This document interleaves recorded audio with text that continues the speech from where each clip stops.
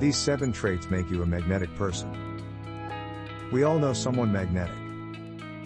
Someone that people gravitate towards, someone who whenever you spend time with them you leave feeling good. Magnetic people often find themselves in leadership roles because people naturally follow them. A small business manager should often aspire to attain magnetic qualities to attract the attention of colleagues, employees and customers. Magnetism helps draw people to your vision for the company so they will want to invest in its success. These people are the life of every party. Magnetic people aren't constantly searching for validation, because they're confident enough to find it in themselves. There are certain habits they pursue every day to maintain this healthy perspective. Authenticity. People with magnetic personalities are sincere. They radiate authenticity. So, if you aspire to be magnetic, you have to be real about who you are and what you have to offer. Others will respond positively to your honest demeanor and transparency. Presence. Presence is the easiest but most misunderstood aspect of being charismatic. How hard is it to be present in an interaction? With our minds wandering about 47% of the time, it turns out, it is quite difficult. Simply put, being present means you have dedicated 100% of yourself to the current interaction. When someone is speaking to you, tune your brain into not only what they are saying, but why they are saying it as well. Listening. Listen attentively to increase your level of magnetism. People are naturally fond of those who take the time to hear their concerns, ambitions and ideas. Look directly at the person talking, repeat back in your head what is said, and do not allow outside events to distract you. Everyone wants to feel important. The best and easiest way to make people feel important is to legitimately listen to what they have to say, and clarify your understanding of their thoughts. This means thoroughly listening to another person's point of view, instead of planning in your head what you are going to say next. While thinking what you are going to say next, how can you be fully understanding of what another person has to say? When you have an awesome idea, don't you want people to listen? There is nothing more frustrating than when you have the best idea ever, and nobody seems to want to listen to you. When you finally find someone that makes an effort to understand you, don't you feel a strong appreciation for them? Leadership. What makes someone a great leader and a hero to others? Servant leadership. They treat everyone with respect. They focus on people and skip the small talk. They are authentic. They are passionate. They have integrity. They have fun. An example of a servant leader is Dr. Martin Luther King. Dr. King certainly did not choose the easy road when he assumed a leadership role in the civil rights movement and chose to champion the nonviolent approach.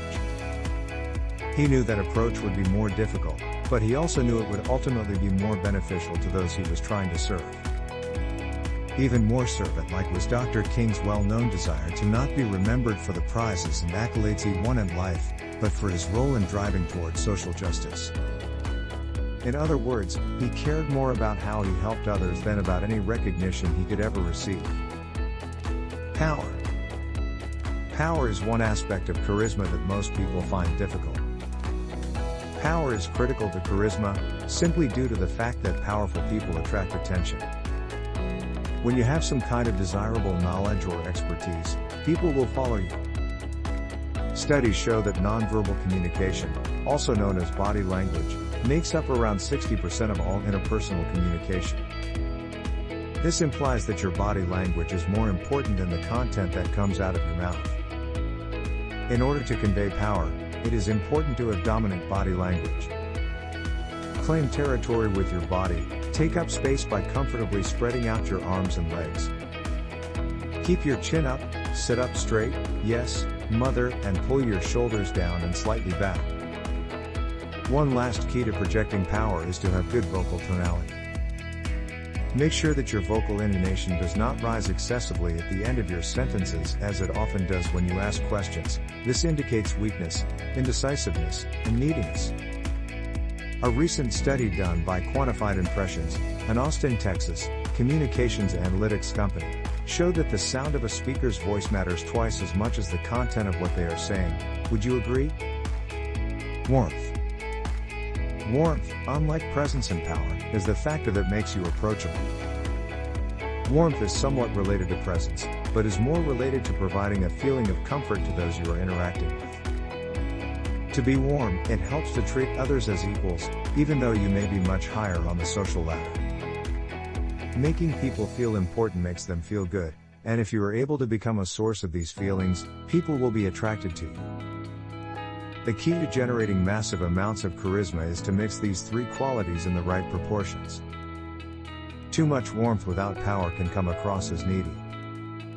Too much power without presence can come across as arrogant.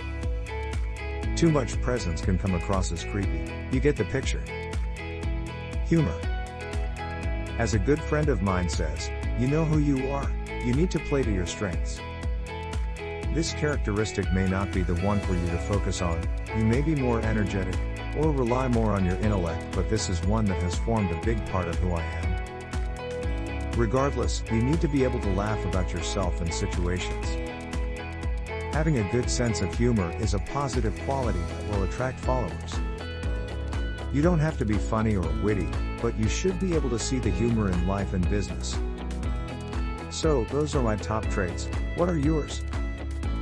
Are you charismatic? How many of the mentioned qualities do you have?